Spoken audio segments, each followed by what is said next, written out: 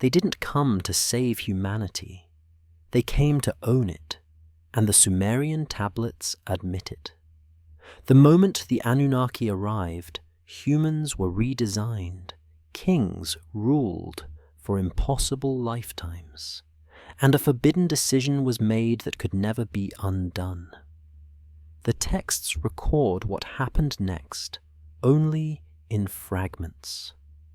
So what were they desperate to hide?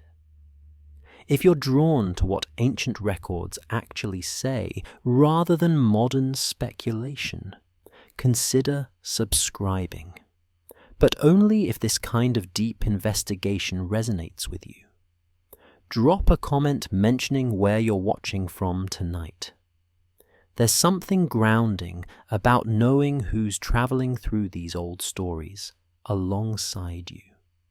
Now, settle in. Lower the lights if you can. Let the distractions fade. We're going back to the beginning of written memory. This isn't about ancient aliens or conspiracy theories.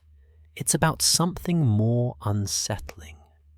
Real tablets, excavated from real ruins, written by sophisticated urban planners who invented mathematics, law, and astronomy.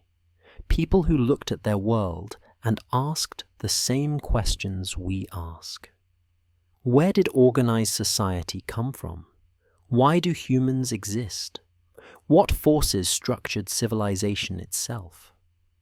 They wrote their answers in the world's first script and fired them in clay that would outlast bronze, outlast kingdoms, outlast the very languages they wrote in.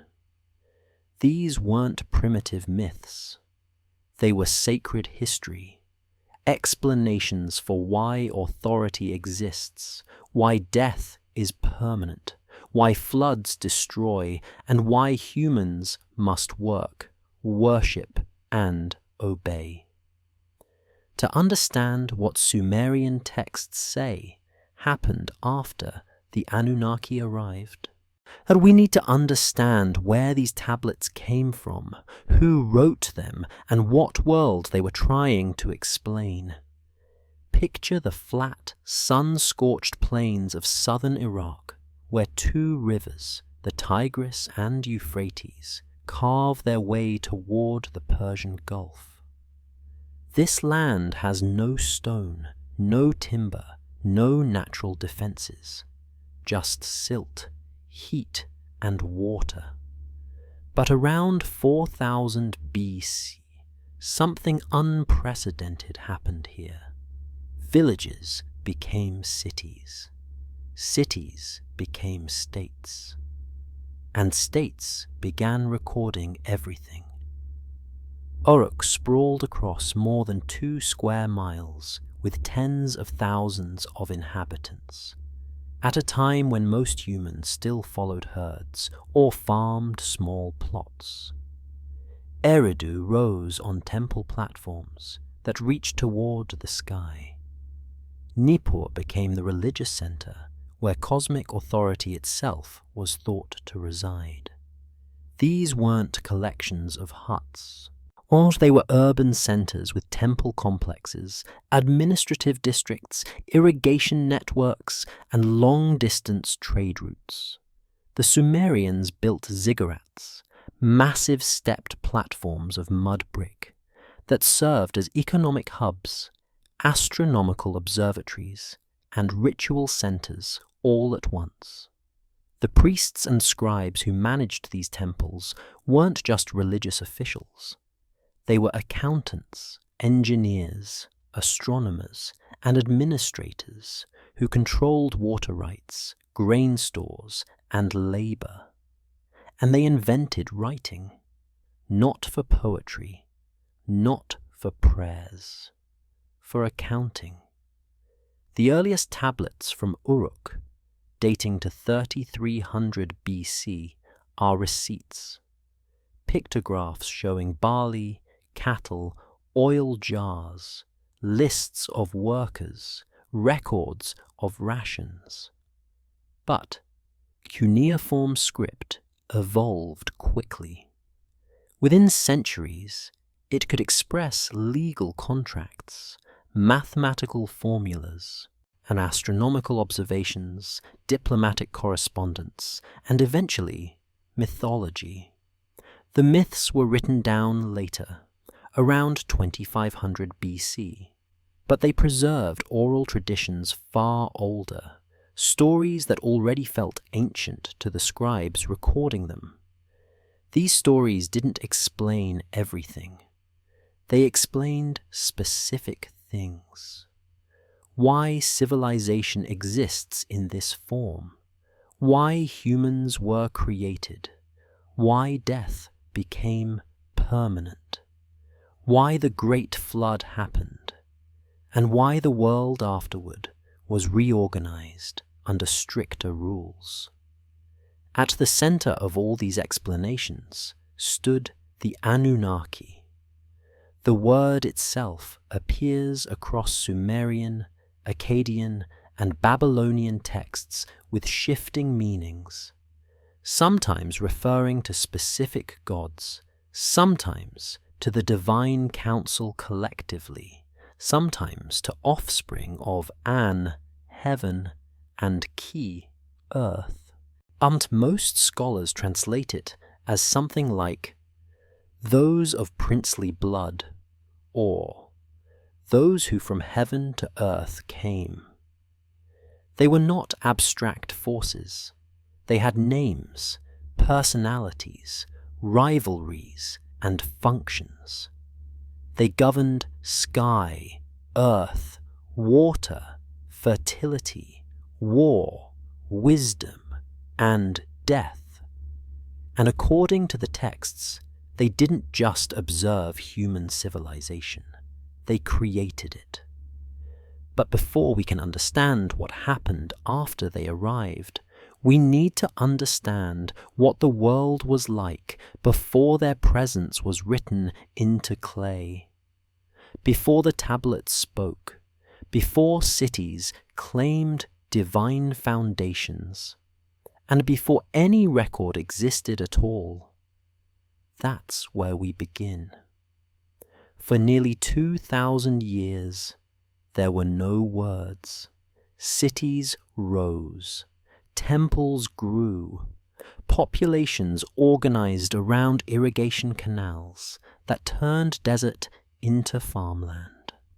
But no one wrote anything down that wasn't a number.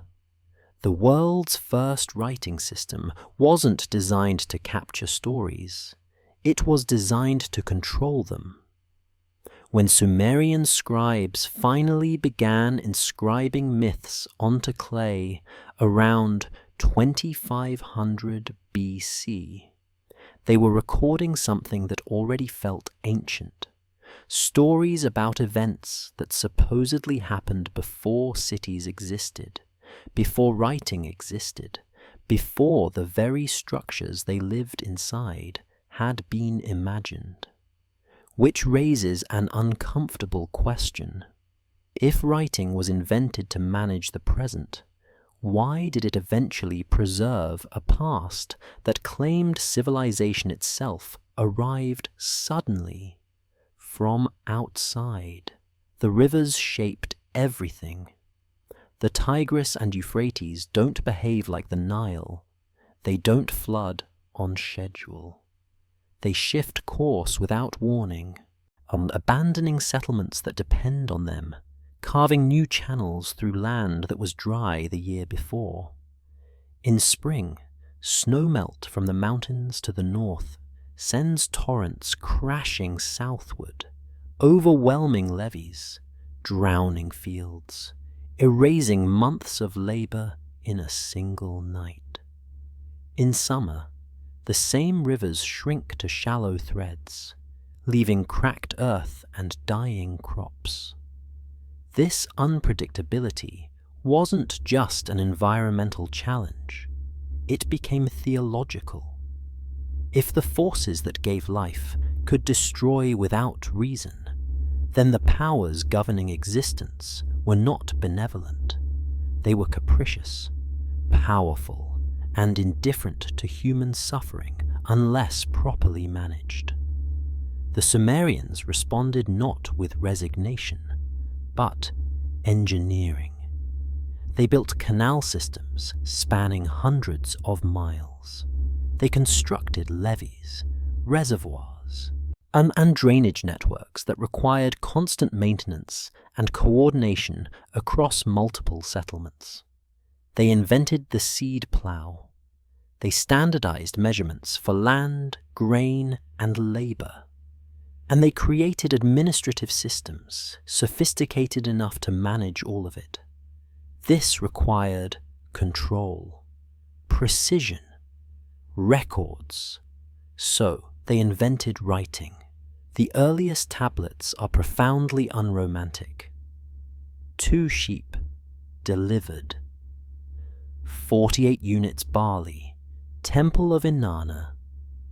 3 days' labor, paid in oil.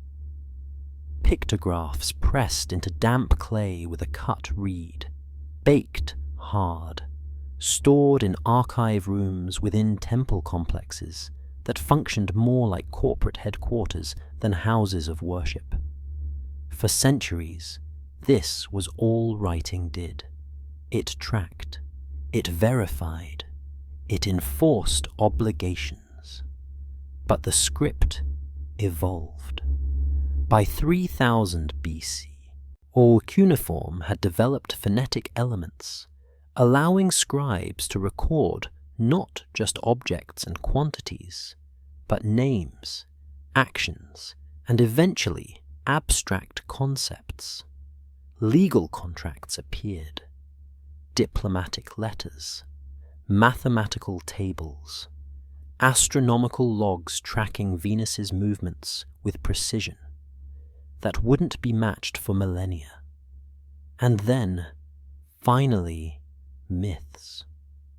But not new ones. The stories they recorded described a world that existed before the cities they were written in, before the temples, before the canals, before writing itself. They described the arrival of powerful beings who organized the chaos, who taught skills, who established kingship, who divided the land and set cosmic order into motion. The myths didn't explain how the Sumerians built their cities. They explained why cities existed at all. Here's what the timeline shows. Settlements in southern Mesopotamia, 6000 BC. Urban centers, 4000 BC. Writing, 3300 BC. Recorded. Mythology, 2500 BC. A gap of 1500 years separates the rise of cities from the recording of myths about their divine foundation, which means the stories were already old when they were finally written down, preserved orally through generations, shaped by repetition, carrying explanations for a world that had long since forgotten its own beginning. The scribes who pressed those myths into clay weren't inventing them. They were translating them from memory into permanence, anchoring in written form what had always been spoken, sung, ritualized, and believed. And what they believed was this: that civilization didn't evolve. It was imposed. That humans didn't gradually develop agriculture, architecture, and law. They received them. And that the beings who brought order to the land between the rivers weren't metaphors or natural forces personified. They had names. They had hierarchies. They had conflicts. And according to every text written afterward, they had arrived. If writing was created to manage civilization, to count grain, assign labor, enforce contracts. Why did the Sumerians later use it to preserve the memory of gods who supposedly existed before civilization itself? What were they trying to remember, and what were they afraid of forgetting? The word appears hundreds of times across 3,000 years of tablets, but it doesn't always mean the same thing. In some texts, Anunnaki refers to the great gods collectively, the divine council that determines fate. In others, it designates only the gods of the underworld, judges of the dead. In still others, it describes offspring of specific divine parents, An, the sky, and Ki, the earth. The term shifts depending on when it was written, who wrote it, and what function the text served. Which means the Anunnaki weren't a single concept. They were a hierarchy, a structure, a system of authority that ancient scribes understood differently depending on where they stood within it. And that structure didn't start in myth. It started in the sky and ruled heaven. His name literally means sky in Sumerian. Not a god of the sky, he was the sky. Authority itself, the highest point, the source from which all cosmic order descended. But An didn't govern alone, and he didn't govern directly. Beneath him came Enlil, whose name translates as Lord Wind, or Lord of the Open Sky. Enlil controlled weather, storms, the forces that determined whether crops grew or cities flooded. He was the executor of divine will, the one who enforced decisions made in the heavenly council. Then Enki, Lord of the earth, or Lord of the subterranean waters, God of wisdom, craftsmanship, magic, and the fresh waters beneath the ground that fed the rivers. Enki didn't command. He solved. He maneuvered. He found loopholes in cosmic law. And Ninhursag, the mother goddess, sometimes called Lady of the Mountain, or Lady of the Womb, she shaped life, birthed gods and humans alike, held knowledge of creation itself. These weren't abstract personifications. In the texts, they argue. Oh, they scheme. They make mistakes. They regret. They hunger when sacrifices stop. They behave like rulers, flawed, powerful, concerned primarily with maintaining order. But the Anunnaki were not the only divine beings. There was another group, the Igigi. Early god lists describe the Igigi as laborers, gods assigned to maintain the cosmos through physical work. They dug canals, they tilled fields, they carried out the exhausting, endless tasks required to keep the world functioning. The Anunnaki, by contrast, were administrators, decision-makers, judges. This division wasn't incidental, it was structural. Authority flowed downward, from An in the highest heaven, through Enlil who executed commands, down to the Igigi who carried them out. It mirrored the social systems Sumerians lived within. Priests, kings, laborers, or each with their place, each serving the layer above. But here's what the texts don't explain.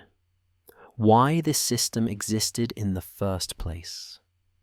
If the gods were eternal, why was there labor? If they were omnipotent, why did tasks need assigning? If they created the world, why did it require constant maintenance? The tablets describe the system as if it were already ancient, already established, already operating when the first cities were founded, which suggests the myths aren't describing creation. They're describing reorganization. The god lists reveal something else. In texts from the early dynastic period, around 2600 BC, the Anunnaki are sometimes numbered. 50 great gods, 7 who decree fate, 12 chief deities. These weren't vague pantheons. They were rosters, organizational charts. Each god had a domain. Utu governed the sun and justice. Nana controlled the moon and timekeeping. Inanna held sovereignty over love, war, and the planet Venus. Ninurta commanded agriculture and the plough. Natural forces, yes, but also social functions. Law, warfare, fertility, harvest, the very activities that defined urban life. The gods weren't representations of nature. They were assignments over nature, roles within a governing structure that managed both the physical world and the human societies embedded in it. And every ritual, every sacrifice, every temple built was designed not to worship chaos, but to maintain order, to keep the system running. Which brings us back to the question. The tablets never answer directly. If the Anunnaki ruled rather than created everything, what exactly did they change when they arrived? The texts describe a world before divine order as unorganized, silent, without names, not non-existent, but formless, potential without structure, and after their arrival, cities, kingship, agriculture, law, sacred rites, measurements, calendars, everything that transforms wilderness into civilization. But the myths don't celebrate this as a gift freely given. They describe it as an imposition, a reorganization of existence itself, where every element, natural and human, was assigned its function and bound to it. The Anunnaki didn't create the world. They structured it.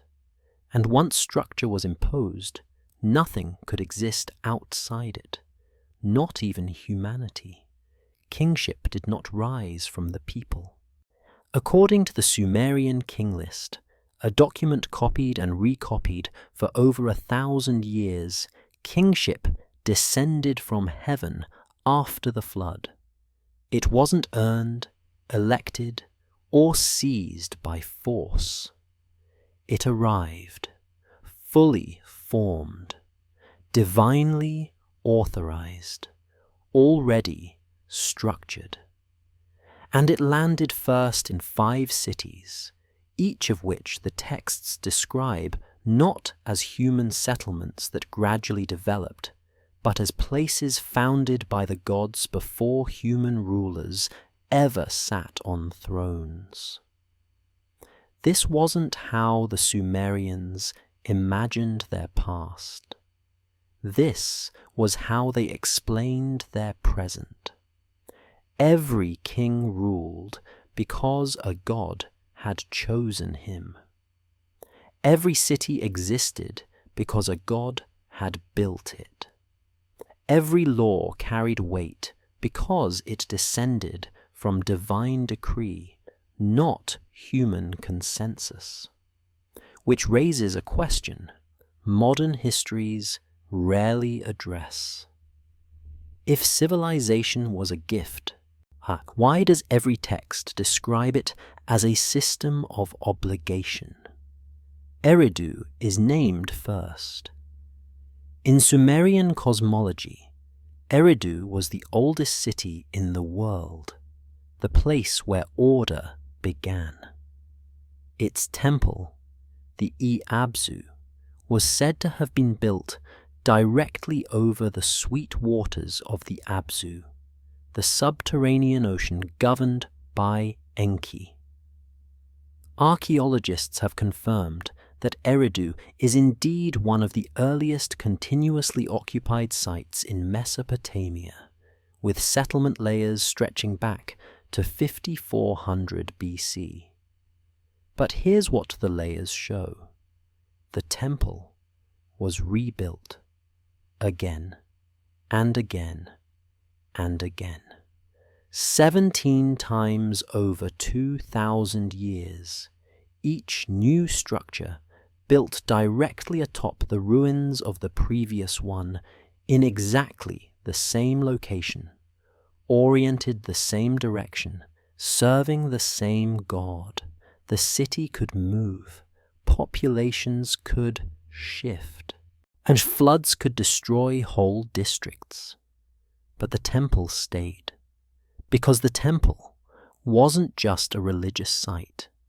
It was the anchor point, the place where divine presence connected to earth, where cosmic structure met human labor, where the gods received what sustained them: offerings, rituals, work. Temples weren't built to inspire awe, they were built to function. Other cities followed the same pattern. Uruk, the city of Inanna, where ziggurats rose in stepped tiers, and granaries could store enough barley to feed tens of thousands. Nippur, sacred city of Enlil, where no king ever ruled because the city itself belonged entirely to the god. Ur, Lagash, Kish, each with its patron deity, each with its divine mandate, each organized around temple complexes that controlled land, trade, labor, and ritual. These weren't ceremonial centers. They were economic engines. Priests managed irrigation schedules. Scribes recorded harvests down to the bushel. Workers received rations in exchange for temple service. Land ownership was tied to divine allocation, not personal claim. The gods didn't just watch over cities, they operated them. And kings weren't independent rulers, they were intermediaries, managers installed by divine authority to execute the will of the gods on earth. The Sumerian king list makes this explicit. It doesn't say, so-and-so became king. It says, kingship was given to him. By whom? By the assembly of the gods. Always. Even conquest was framed theologically. When one city defeated another, it wasn't because of superior strategy or resources. It was because the defeated city's god had withdrawn protection, allowing the victor's god to claim dominance. Power didn't flow from the people upward, it flowed from heaven downward. Here's where the timeline becomes strange. The earliest Sumerian cities show no evidence of kingship for centuries after their founding. Uruk, Eridu, and others appear to have been governed by councils or priestly assemblies. But the king list describes kingship as existing from the very beginning. Before the flood, stretching back tens of thousands of years, with individual kings ruling for centuries or even millennia. Then the flood happens.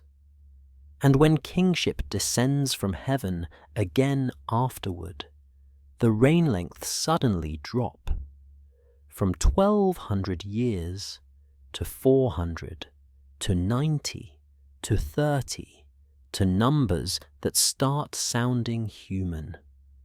It's as if the text is recording two different realities, a mythic past where divine time operated differently, and a historical present where human rulers lived mortal lifespans but still claimed divine appointment. The transition point, the flood, after which everything changes. Not just kingship, not just lifespans, but the entire relationship between gods and humans.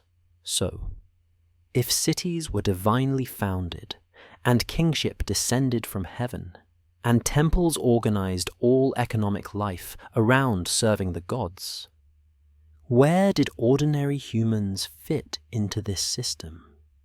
Not as citizens, not as subjects with rights, as something else entirely.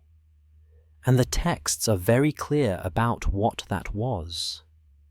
The gods were exhausted. That's how the Atrahasis epic begins. Not with creation, not with cosmic triumph, but with divine fatigue. For 40 years, the text says, the lesser gods, the Igigi, dug canals, cleared riverbeds, hauled earth, and maintained the irrigation systems that kept the world functioning. 40 years of unending labor, 40 years without rest, and then they stopped. They burned their tools. They marched to Enlil's temple in the middle of the night, surrounded it, and refused to work. This wasn't rebellion for freedom. It was a labor strike, and it forced the ruling gods to confront a problem they hadn't anticipated. The system they designed required work no one wanted to do. The Anunnaki convened. Enlil was furious. He wanted the rebels punished, order restored by force. But Enki, god of wisdom, offered a different solution. Create a substitute, not another class of gods, not improved tools, but an entirely new category of being, something intelligent enough to follow instructions, durable enough to endure hard labor, and mortal enough that it could never threaten divine authority. Humanity. The Atrahasis epic is explicit about the process. The mother goddess, Ninhursag, mixes clay with the blood of a slain god, one of the rebels, executed as both punishment and raw material. From this mixture, she molds the first humans, 7 males, 7 females, not created in love, not shaped for companionship or glory, created to dig. Here's what makes this disturbing. The blood wasn't symbolic. In Mesopotamian thought, blood carried Temu, the divine essence, the vital force that gave gods their intelligence and will. By mixing divine blood into clay, Ninhursag ensured humans would be intelligent enough to understand commands, but bound by their clay nature to mortality, fatigue, and death. Humans inherited just enough divinity to serve, and not enough to escape. The text describes the moment of creation in language that mirrors ritual, instructions for mixing, shaping, incantation spoken over the clay. Some scholars believe the Atrahasis epic wasn't just mythology. It was a liturgical script, recited during temple rituals where priests symbolically reenacted humanity's creation. Which means the Sumerians weren't just telling this story. They were repeating it, ritualizing it, embedding it into their understanding of what they were. Workers, by design, from the beginning. After humans are created, the Igigi are freed, the canals are maintained, the fields are worked, the temples receive grain, oil, livestock. The gods no longer labor. They receive the products of labor, offered in ritual, burned on altars, poured out in libations. Our worship and work became the same thing. Every harvest dedicated to the gods wasn't optional generosity. It was fulfilling the purpose for which humans existed. Temples didn't just organize religious life. They organized economic life, because the two were inseparable. To work was to serve. To serve was to sustain the gods. To sustain the gods was to maintain cosmic order. Humans weren't participants in civilization. They were infrastructure, and the texts suggest they understood this. Sumerian prayers don't ask for freedom. They ask for strength to continue working. They request favorable conditions, good floods, fertile soil, healthy livestock. They plead for the gods to accept offerings, to be satisfied, to maintain the relationship that keeps the world stable. Because if the gods withdrew, if the temples closed, if the cosmic structure collapsed, the rivers would flood uncontrollably, the crops would fail, the cities would fall to chaos. Humanity's existence depended on serving the system that created them. But here's where the Atrahasis epic takes a darker turn. Humans multiply, faster than expected, more than the gods anticipated. Within generations, cities swell with people. The noise of human activity, the clamor of markets, the shouts of laborers, the sounds of daily life grows so loud it disturbs the gods. Enlil, in particular, cannot sleep. And disturbance in the divine order is intolerable. The text describes this not as divine cruelty, but as cosmic necessity. Humans were created to solve a problem, but now they've become one. Too many, too loud, too independent. And the gods begin to consider solutions, not reform, not negotiation, reduction. The question the Atrahasis epic forces into the open is this: if humans were created to serve, what happens when they grow beyond the role they were designed for? When they become not just workers, but populations with their own needs, their own noise, their own existence, that competes with divine comfort? The answer is already forming in the divine council, and it will reshape everything that comes after. The word used in the Atrahasis epic is rigmu. It's often translated as noise, But the Sumerian concept carries more weight than that. Rigmu means clamour, tumult, uproar, the sound of too many voices, too much movement, too much life happening all at once. And according to the text, it was unbearable to the gods, not metaphorically, not symbolically. The tablets describe divine sleep disturbed, divine patience exhausted, divine order threatened by the sheer volume of human existence. 1,200 years after humans were created, Enlil convenes the council and delivers a verdict. Humanity has exceeded its function. The solution isn't reform, it's reduction. The first attempt was disease. The text doesn't call it punishment, it calls it regulation, a plague sent to thin the population, to restore balance, to quiet the noise. And it works. For a time, cities empty, fields go unworked, the clamour fades. But then Enki intervenes. He doesn't challenge Enlil directly. He doesn't argue in council.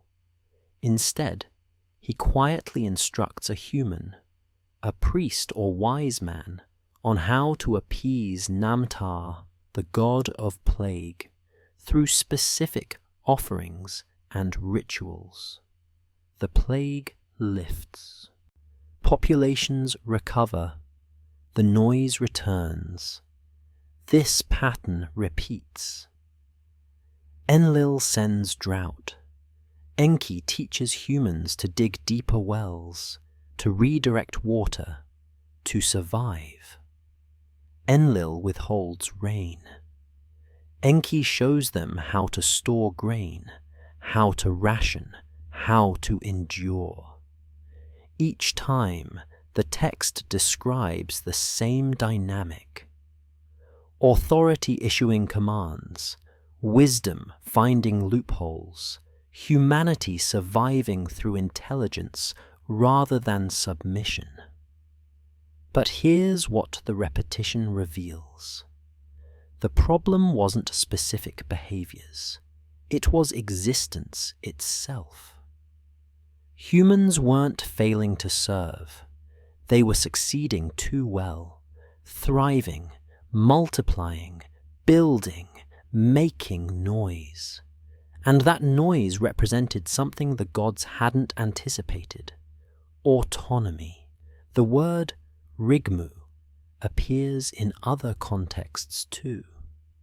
In legal texts, it refers to social unrest, markets in chaos, disputes overflowing, our order breaking down. In royal inscriptions, it describes enemy armies or rebellious populations. It's not just sound, it's disorder. And in a cosmology where divine rule depends on imposed structure, disorder is existential threat. The gods didn't fear humans becoming powerful. They feared humans becoming ungovernable, too numerous to manage, too dispersed to control, too self-sustaining to need the system that created them. The plagues weren't cruelty. They were pruning. Attempts to restore humanity to the scale and function originally intended, manageable populations working temple lands, offering regular sacrifices, maintaining cosmic order through obedient labor. But Enki kept intervening, not out of love, the texts suggest, but out of pragmatism. Enki understood what Enlil refused to acknowledge. The system itself now depended on humans. Without them, the temples would fall silent. The fields would return to wilderness. The gods would go without offerings. Total elimination would solve nothing. It would only create a different kind of chaos. So Enlil escalates.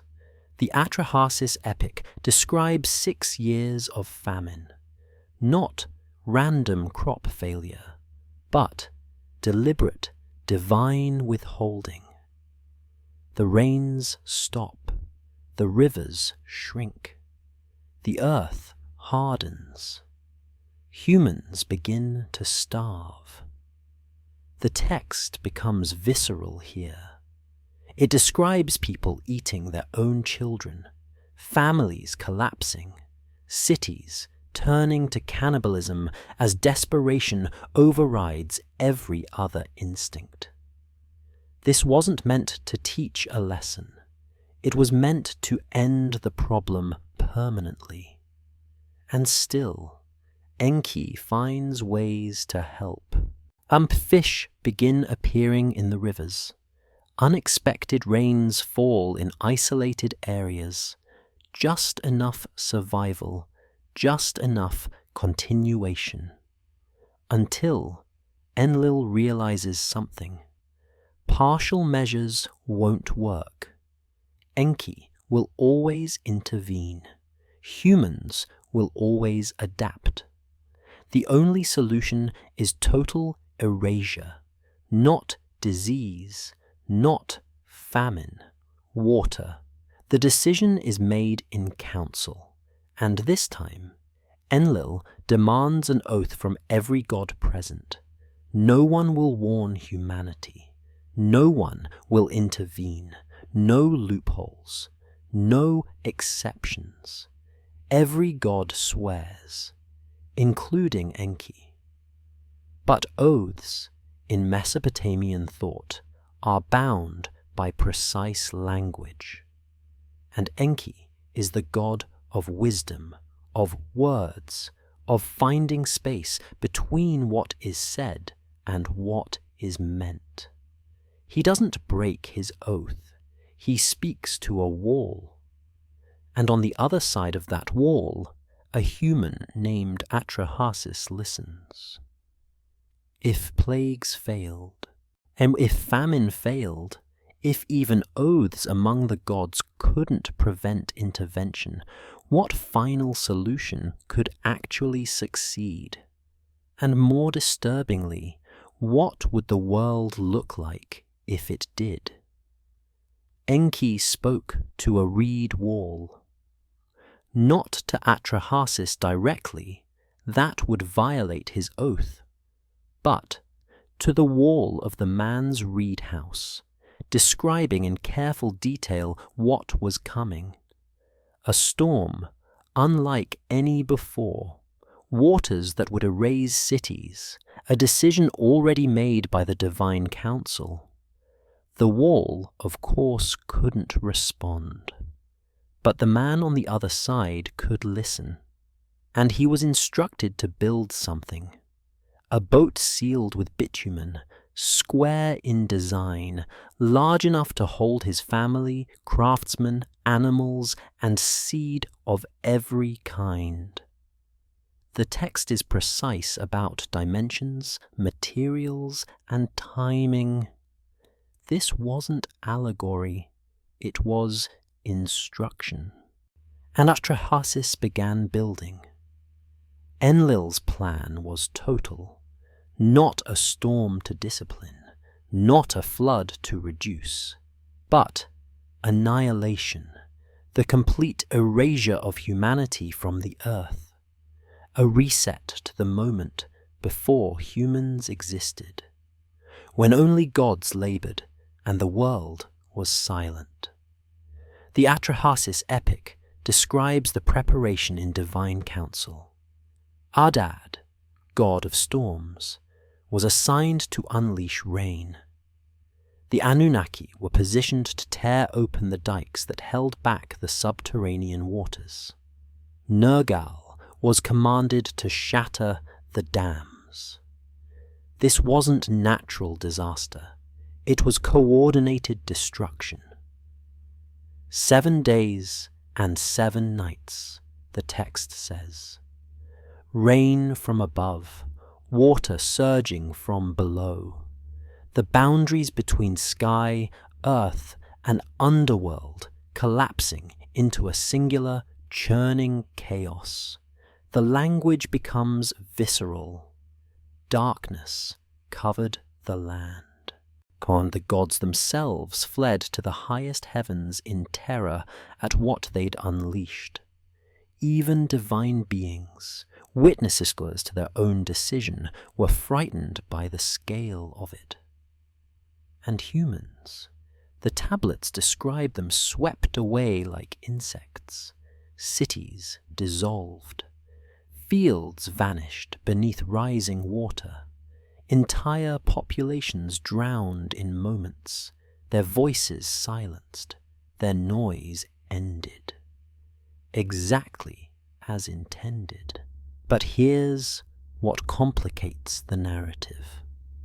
Flood layers exist in the archaeological record, not a single worldwide deluge, but localized catastrophic flooding events across Mesopotamian sites.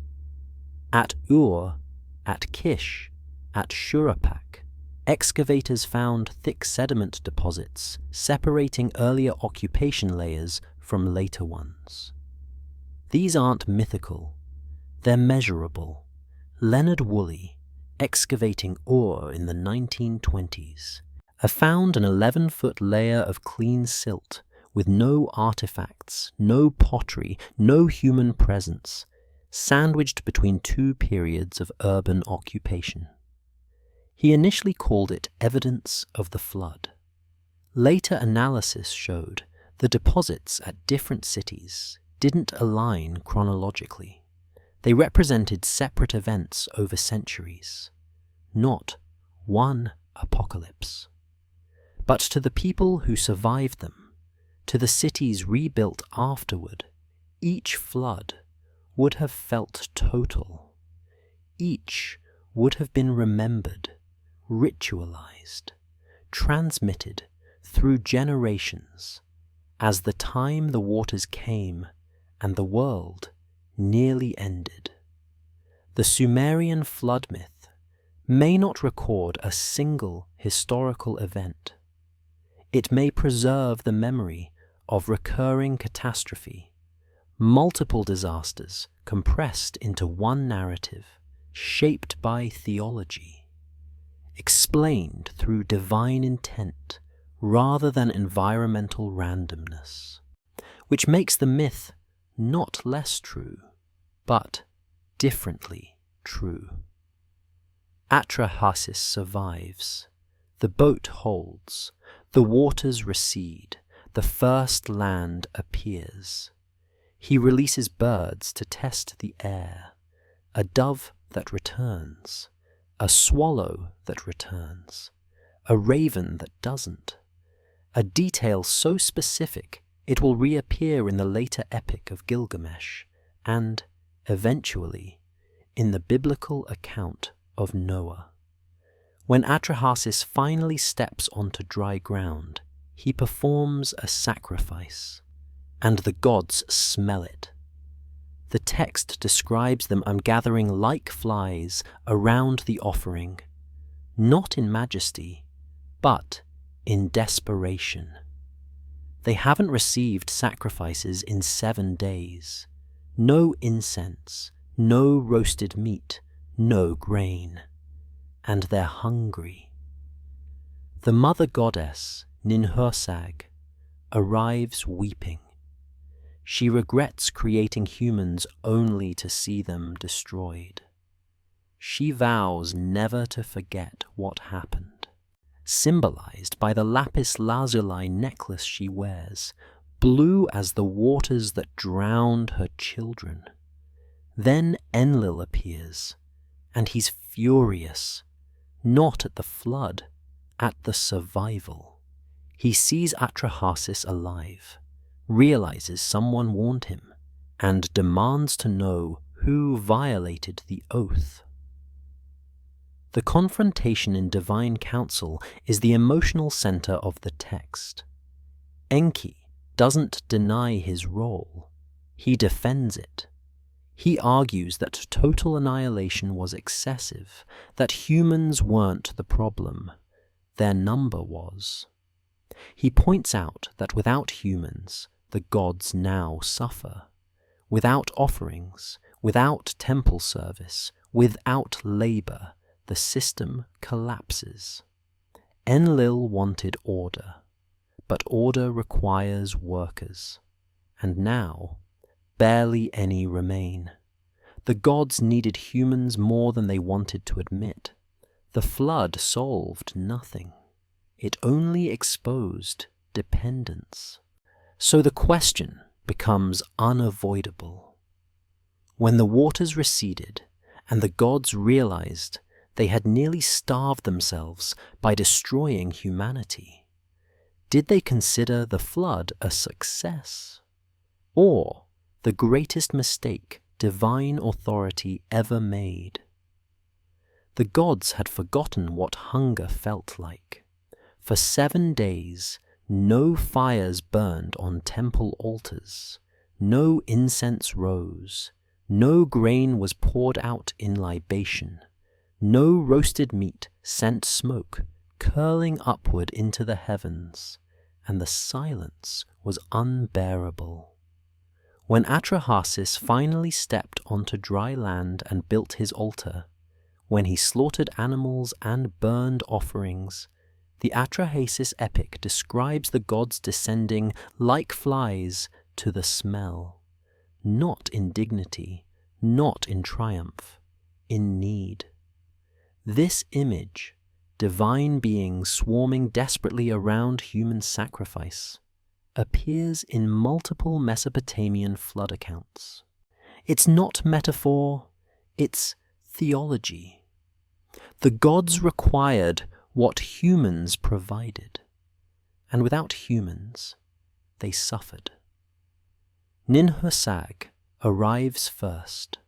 The mother goddess who had mixed clay and divine blood to create humanity now weeps over their destruction. She wears a necklace of lapis lazuli, blue as the floodwaters, and swears by it that she will never forget what happened. Her grief isn't sentimental, it's structural. She created workers to solve a problem. Now those workers are nearly extinct, and the problem has returned. But worse, because this time the gods themselves are complicit in the loss. The text describes her standing before the assembled Anunnaki and speaking a vow. She will remember this. She will attend the offerings. But Enlil, who ordered the flood, will not be welcome. This is remarkable. In a cosmology where Enlil holds executive authority, where his commands shape storms and fate, the mother goddess publicly excludes him from the ritual that restores divine sustenance. Authority is being questioned, and Enlil knows it. When Enlil sees Atrahasis alive, his reaction isn't relief, it's rage. How did any human escape? No one was supposed to survive. The accusation falls on Enki. Enki doesn't deny it, he defends it. His argument is careful, layered. He points out that he never technically broke his oath. He spoke to a wall, not a human. But, more importantly, he argues that total annihilation was a failure of strategy, not a success of power. Punish the one who commits the offense, Enki says. Not all of them. He's reframing the entire premise. Humans weren't guilty of rebellion or crime. They were guilty of existing in numbers that disturbed divine comfort. And destroying them for that didn't restore order. It collapsed the system. The flood was supposed to solve a problem. Instead, it revealed dependence. Without humans, who would dig the canals?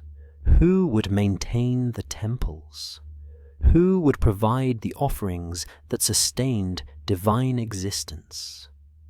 The Igigi had refused this work once before. That's why humans were created. The gods couldn't return to doing it themselves without admitting the whole structure had failed. Humanity wasn't optional anymore. They were necessary. Here's where the text shifts. Enlil doesn't apologize. Gods, in Mesopotamian literature, rarely admit fault outright. But he listens. And then he proposes new terms. Not annihilation. Not unrestricted growth. Control. And when the council agrees on measures that will regulate humanity without destroying them, shorter lifespans, increased infant mortality, classes of women forbidden from childbearing. The goal isn't elimination, it's management. Keep populations useful but contained. Prevent the noise from becoming unbearable again. Maintain the balance between divine need and divine comfort. Humans will survive, but on stricter terms. And this resolution is presented not as cruelty, but as cosmic necessity, a compromise between competing divine interests, between Enlil's demand for order and Enki's recognition of dependence. The flood didn't end the tension, it formalized it. Ritual texts from later periods preserve the memory of this moment. Prayers describe offerings made not just to honor gods, but to sustain them. All temple hymns refer to gods who hunger without sacrifice, who thirst without libation. Humans and gods are locked in mutual obligation. Gods provide order, weather, fertility, protection from chaos. Humans provide sustenance, labor, offerings, worship. Neither side can withdraw without collapsing the system. This isn't a relationship of love. It's a contract, enforced not by affection, but by necessity. And the flood proved it. The gods could destroy humanity, but they couldn't afford to. So the question shifts. If total destruction was no longer an option, if humans had become too essential to erase, how would the gods control a population they now depended on? What mechanisms would ensure humans remained useful without becoming threatening? And what would those mechanisms cost humanity in return for survival? The answer was already being written into the structure of the world that came after. Something changed in human biology after the flood. According to the Sumerian king list, rulers before the deluge reigned for tens of thousands of years. Alulim of Eridu, 28,800 years. Alaljar, 36,000 years.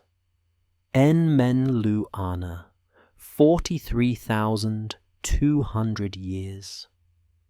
Then the flood happens, and when kingship descends from heaven again, the numbers drop. Jusha reigns 1,200 years. Kulasina Bel, 960. Nangish Lishma, 670. still impossibly long by human standards, but declining. By the time the list reaches historical kings whose reigns can be verified archaeologically, the numbers have fallen to 20, 30, 40 years. Normal human lifespans. The text doesn't explain this shift.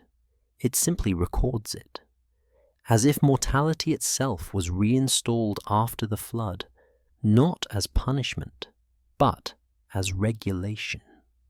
The Atrahasis epic is more explicit. After Enlil agrees not to destroy humanity again, the Divine Council imposes new conditions. The text lists them methodically, almost bureaucratically. Increase infant mortality so fewer children reach adulthood. Create classes of women prohibited from bearing children, priestesses sworn to celibacy, temple servants dedicated to the gods. Shorten the human lifespan so generations turn over faster, preventing accumulation of knowledge, power, or independence. These aren't moral judgments. They're population controls, designed to keep humanity useful, numerous enough to work, but not so numerous they become unmanageable, dependent enough to need divine favor, but not powerful enough to challenge it. And the controls worked. Mesopotamian legal codes from later periods reflect these structures. The Code of Hammurabi, written around 1750 BC, includes regulations on temple priestesses, restrictions on marriage for certain classes, penalties for women who refuse their designated social roles. What the myths describe as divine decree, the laws enforce as social structure. But mortality wasn't the only mechanism. Kingship itself was redesigned. Before the flood, kings in the mythic past ruled for millennia, their authority direct and unquestioned. After the flood, kingship becomes something else, an intermediary role. Kings no longer embody divine power. They channel it. They're installed by the gods, but they're mortal. Whilst they can be replaced, their legitimacy depends entirely on maintaining the gods' favor, demonstrated through successful harvests, military victories, and temple construction. A king who fails loses divine support. And without that support, he loses everything. This creates a buffer. The gods don't rule directly anymore. They rule through representatives who absorb the blame when things go wrong, who can be deposed or killed without destabilizing the cosmic order itself. It's a brilliant system. Authority remains divine, but consequences fall on mortals. Sumerian and Akkadian royal inscriptions make this dependency explicit. Kings describe themselves as chosen by Enlil, beloved of Inanna, shepherd appointed by the gods. Their achievements aren't personal, they're divine gifts. Almost their failures aren't systemic, they're individual unworthiness. The structure remains untouchable. Only the individuals within it are vulnerable. Temple rituals reinforce this daily. Every morning, priests performed the Mispi ceremony, the washing of the mouth, on cult statues, symbolically feeding and clothing the gods. Every harvest, a portion was delivered to temple storehouses as divine tribute. Every legal dispute was resolved with oaths sworn before divine witnesses. the gods were embedded in every layer of social life, not as distant overseers, but as immediate, demanding presences requiring constant maintenance, and humans provided it, not out of love, but out of necessity. Because the alternative, divine withdrawal, cosmic collapse, the return of chaos, was unthinkable. But here's what the texts never quite say outright. The system worked both ways. Yes, humans needed the gods to maintain order, to ensure floods stayed manageable, to keep the rivers flowing. But the gods also needed humans for labor, for offerings, for the ongoing work of sustaining civilization. The flood had proven it. Without humans, the gods suffered. So the new rules didn't just limit humanity. They locked both sides into permanent codependence. Humans couldn't escape, but neither could the gods.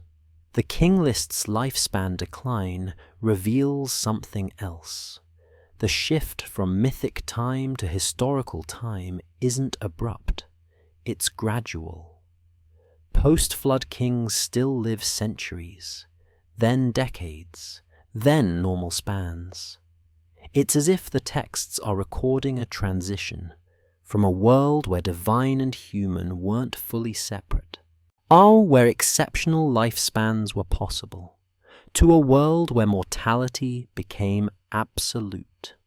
Some scholars interpret this as mythic degradation, the past growing more exaggerated the further back memory reaches. But others see something stranger, of a real change, whether biological, environmental, or social, that the Sumerians experienced as the gods imposing limits that hadn't existed before. Maybe early post-flood generations really did live longer, not centuries, but enough longer that later generations noticed the difference and theologized it as divine restriction. Or maybe the decline reflects changing social structures, early kings consolidating power over longer periods, later kings facing more competition, faster turnovers, institutionalized limits on individual authority. Either way, the pattern is there, in the texts, in the king lists, in the legal codes, mortality installed, populations regulated, authority mediated. The world after the flood wasn't freer, it was managed. And here's the question that refuses to resolve. If these rules, mortality, kingship, temple obligation, social hierarchy, were established by the gods to control humanity after the flood, and if those same structures were then adopted by every civilization that followed, woven into law codes, religious systems, state authority, are we still living inside a framework designed not for human flourishing, but for human containment? Not as conspiracy, not as hidden control, but as inheritance. The structure outlasted the gods who supposedly created it. The temples fell, the ziggurats crumbled. The names of Enlil and Enki faded into academic footnotes. But the system and centralized authority, divine justification, mortality as limitation, work as obligation, hierarchy as order, that remained, carried forward, adapted, embedded so deeply into civilization that we stopped seeing it as a choice and started seeing it as nature. The Sumerians wrote it down because they believed the gods had designed it. But what if the truth is simpler and more disturbing? What if we've been living in the world the flood made, not because the gods still rule, but because we never imagined a different structure was possible? The gods disappeared, not all at once, not dramatically. But by the time cuneiform stopped being written, around the 1st century AD, the Anunnaki had faded from active worship. The temples closed, the rituals ended. The names that once commanded absolute authority became linguistic curiosities, all studied by scholars rather than invoked by priests. Yet, the structures they supposedly established remained. Kingship continued. Temple hierarchies evolved into new religious institutions. Legal codes built on Mesopotamian foundations. The division between rulers and ruled, sacred and profane, divine mandate and human obligation, all of it persisted long after the gods themselves were forgotten. Which raises a question the tablets themselves never asked. Were the gods the source of these systems, or were the systems the source of the gods? The Atrahasis epic was copied for over 1,000 years. Scribes in Babylon, Assyria, and beyond reproduced it, sometimes word for word, sometimes with variations. It was translated from Sumerian into Akkadian, adapted into other flood narratives, and embedded into larger mythological cycles like the Epic of Gilgamesh. When Jewish scribes centuries later wrote the Genesis flood account, the parallels are unmistakable. A righteous man warned by divine command, a boat sealed with pitch, animals preserved, birds sent to test for dry land, a sacrifice that pleases the deity, a covenant preventing future destruction. The details shift, the theology changes, but the structure remains. Not because one culture copied another directly, but because the Mesopotamian flood story had become foundational, a template for understanding catastrophe, divine judgment, human survival, and the re-establishment of order. The Sumerians didn't just create a myth. They created a framework that later civilizations adapted, reinterpreted, and embedded into their own sacred histories. The gods may have changed names, but the logic endured. What did the Sumerians think they were recording? Not fiction, not moral fables. They believed they were preserving memory. Explanations for the world they inhabited. Answers to questions every civilization asks. Why do we work? Why do we die? Why does authority exist? Why do disasters happen? Why must we serve powers greater than ourselves? The tablets provided answers rooted in divine action. The Anunnaki arrived. They organized chaos.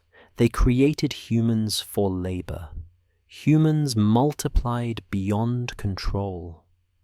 The gods attempted regulation through plague, famine, flood. Humanity survived, but under new restrictions. Everything that defined Sumerian life, temple obligations, royal authority, mortality, a social hierarchy, was traced back to decisions made by the gods after their arrival. This wasn't speculation. This was explanation. And it worked because it made suffering comprehensible. If floods destroyed cities, it wasn't random. It was divine will. If children died young, it wasn't meaningless. It was population control established after the Great Deluge. If kings demanded obedience, it wasn't tyranny. It was a system descending from heaven itself. The myths didn't justify these realities. They theologized them, transforming harsh conditions into cosmic order. But here's the unsettling implication. The story of the Anunnaki arriving and reorganizing the world may not be about gods at all. It may be about civilization itself. Before cities, before writing, before centralized authority, humans lived in smaller groups, at more egalitarian structures, without the rigid hierarchies that define state societies. Then, something changed. Agriculture allowed population growth. Population growth required coordination. Coordination demanded authority. Authority needed justification, and the justification became divine. The arrival of the Anunnaki may describe not literal beings descending, but the imposition of a new social order, one where work was obligatory, where kings ruled by divine right, where hierarchies were absolute, where questioning the system meant defying cosmic law. The gods didn't create civilization. Civilization created the gods to explain itself. The tablets still exist. Fragments scattered across museums, collections, excavation sites. Some fully translated, others still being deciphered. A few yet to be discovered. Buried under millennia of sand and silt, they were written to last. Fired clay endures longer than paper, parchment, or digital files.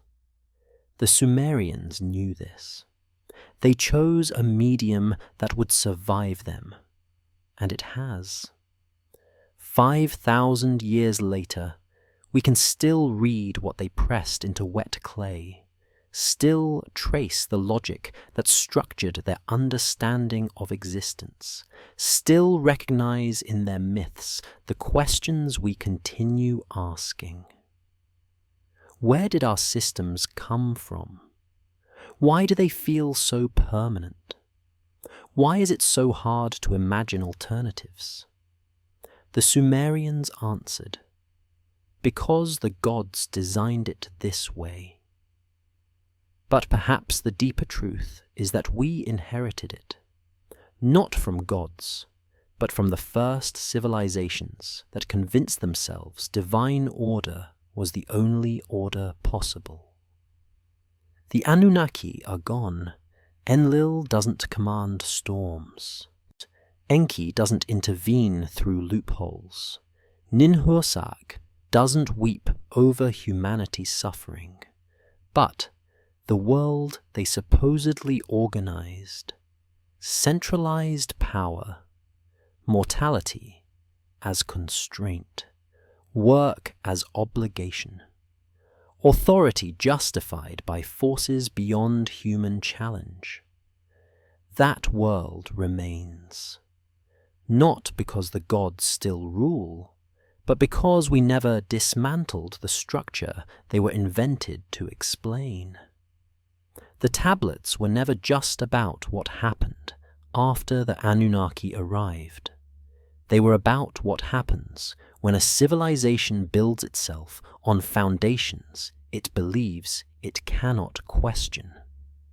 And 5,000 years later, we're still living on those foundations, still inside the world the flood made, still asking the same question the Sumerians asked. If the order we live under was designed for control rather than flourishing, how much of it remains because we've forgotten it was ever a choice?